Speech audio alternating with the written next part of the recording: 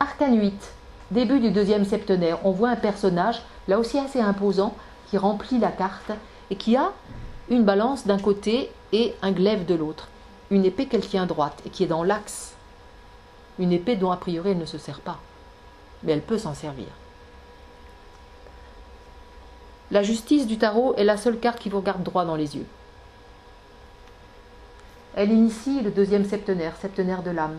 C'est la carte qui va indiquer la socialisation, l'entrée dans le monde social, mais c'est aussi la carte du karma, la carte qui nous confronte à nos actes et aux conséquences de nos actes. Et donc c'est la loi, les procès, la justice, comment dans notre vie, nos actes ayant des conséquences, nous sommes confrontés aux conséquences de nos actes. On parle beaucoup du karma, les Indiens parlent beaucoup du karma. Et effectivement, quand on parle de ces cycles de répétition dont on a parlé tout à l'heure dans l'arcane 10, effectivement, c'est aussi le karma dans un sens. C'est-à-dire cette part inconsciente de nous qui met en mouvement sans arrêt des événements. Comment se libérer du karma en ayant connaissance de nous-mêmes et de qui nous sommes? C'est ce que l'ermite va proposer.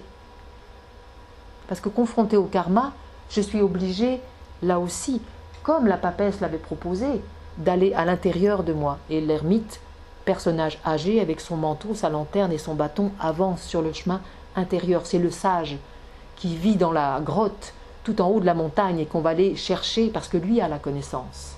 Il est vieux, il a fait tout un long chemin, et il nous invite à ce chemin à l'intérieur de nous, savoir qui nous sommes, pour sortir de ce karma répétitif, de ces cycles répétitifs. Mais on voit qu'il est entre ces deux cartes. Donc chemin intérieur nécessaire pour pouvoir continuer d'avancer sur le chemin de la vie. On voit encore une étape qui est terminée avec 9. 9 chiffres. Ensuite on passe à 10. Donc on est dans une unité au-dessus. Donc encore un autre système de nombres qui s'interpénètrent. On arrive à l'arcane 10, donc j'ai parlé tout à l'heure. Les cycles répétitifs. Ah oui, c'est le cycle des incarnations. Quand j'arrive sur Terre, j'ai oublié tout ce que je savais avant. Donc cycle répétitif. Puis on arrive à l'arcane 11, la force, 2 fois le 1. Arcane 11, un personnage, un très beau personnage qui a le même chapeau que le battleur, qui est fortement enraciné et qui ouvre la gueule d'un lion, qui ne résiste absolument pas mais qui participe. Arcane 11 du tarot, il est question de faire l'unité, de réaliser l'unité qui était proposée par le battleur. C'est-à-dire faire l'alliance entre l'humain et l'animal, notre part animale et notre part humaine. Il est question de sortir de cette division. Et puis quand on arrive à cet arcane 11, en fait, là encore à nouveau, on part dans une autre dimension, puisqu'on arrive à l'arcane du pendu, et on voit ce personnage pendu par les pieds, qui est à l'envers. On rentre dans ce que la tradition appelle les grands mystères, avec l'arcane 12. On rentre dans la 4e étape, dans la 4e phase de l'œuvre, en fait, où on arrive dans la carte des épreuves, dans le temps des épreuves.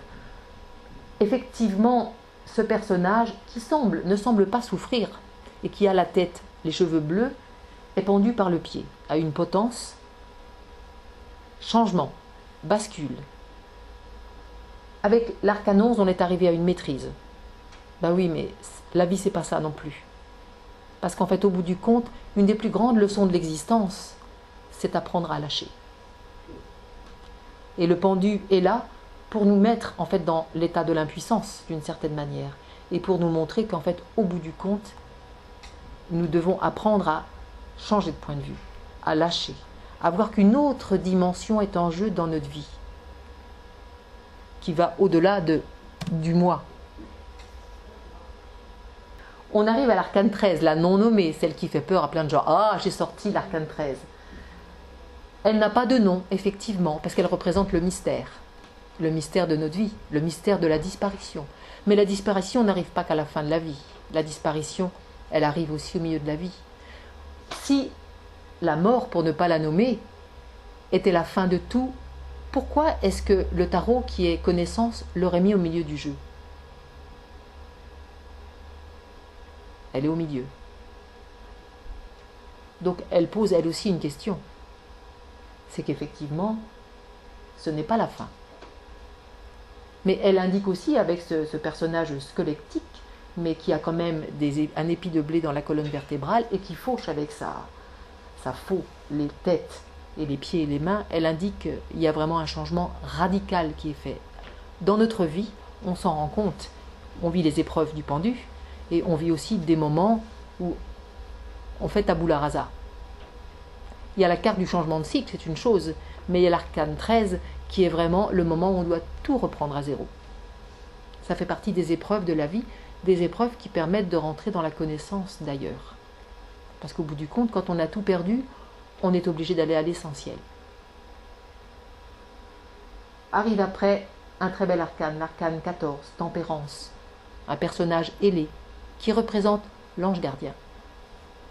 L'ange gardien qui nous accompagne. Carte dite à qui on attribue la métempsycho, c'est-à-dire la transmigration des âmes de vie en vie.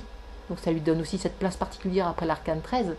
Mais c'est aussi beaucoup de choses sur l'intégration entre le masculin et le féminin, l'arcane 14. Carte de communication subtile avec les plans supérieurs. Mais carte aussi en rapport avec la santé et avec tout ce qu'est la médecine holistique. Carte de l'harmonie. Effectivement, qu'est-ce que c'est la santé? C'est quand je suis en harmonie avec moi-même. Arcane 14. On finit le deuxième septenaire, septenaire de l'âme. Et on arrive effectivement, dans cette carte-là, à un état de maturité intérieure, de connaissance de soi, d'accès à la source de la connaissance et de capacité à vraiment aimer et à vraiment donner.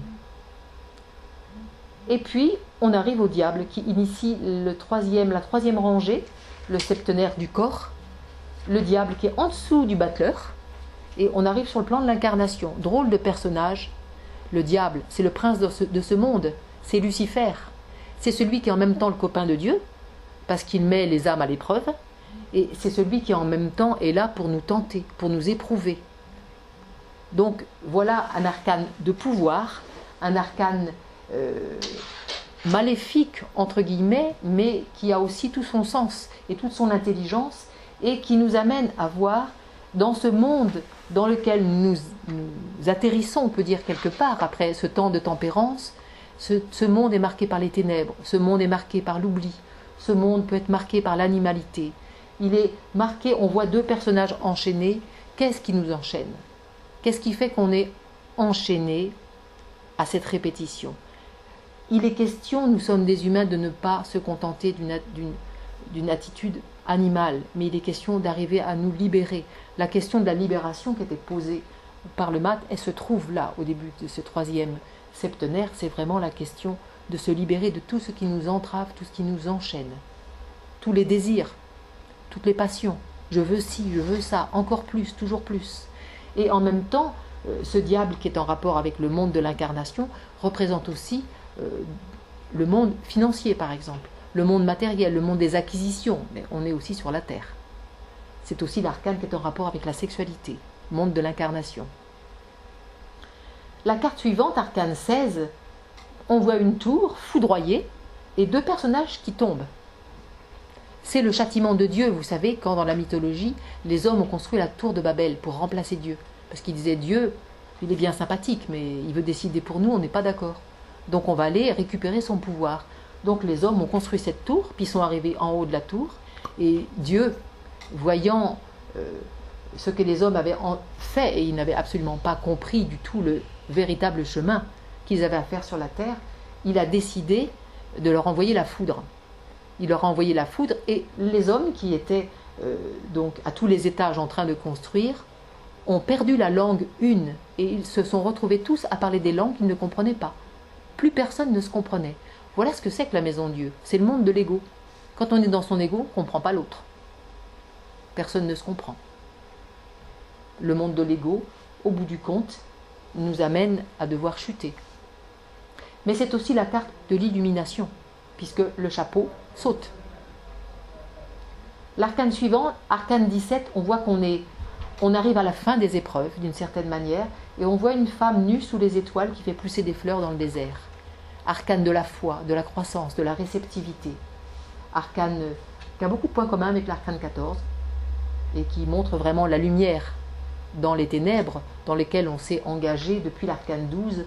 On est vraiment en train de sortir et de pouvoir être guidé à l'intérieur de soi par son étoile. Puis arrive la dernière épreuve du tarot, l'arcane 18.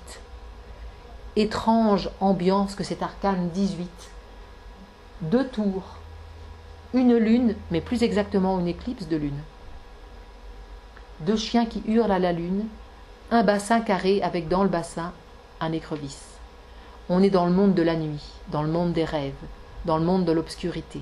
Il n'y a plus aucune lumière. Heureusement qu'on a vécu toutes les étapes avant et qu'on a l'étoile qui peut nous guider dans ce moment obscur. Ce moment obscur de la lune, c'est vraiment la carte de l'inconscient et du rêve. Il est question de sortir de l'obscurité et du rêve de l'inconscient pour aboutir au soleil. Carte radicalement opposée, où le soleil brille et où le mur de la maison Dieu s'est écroulé pour juste laisser un petit muret. Et dans cet enclos, 2 enfants, pratiquement nus, qui se regardent et qui sont dans un lien d'amour. On arrive dans cette 19e étape du tarot à une simplicité, à un dénuement, à une capacité d'aimer. Et puis arrive le jugement dernier. Étrange, cette carte du jugement. Effectivement, jugement dernier, dans le sens que, au jugement dernier, il sera question de voir ce qu'on a accompli. Mais ce jugement dernier, il est là aussi dans notre vie. C'est la question de la conscience qui s'éveille, en fait. C'est aussi le personnage du départ, le battleur qui a fait ce chemin de connaissance, arrive dans une nouvelle famille, la famille spirituelle. Et il est accueilli par le père et la mère spirituelle. C'est ce personnage qui se met debout et qui entend l'appel de l'ange, qui souffle dans sa trompette et qui répond à cet appel intérieur. C'est la renaissance. On avait l'arcane 13 au-dessus, la mort, et en dessous, on a la renaissance. La personne renaît. Elle est un être nouveau. Elle a accès à la totalité de la mémoire de l'univers.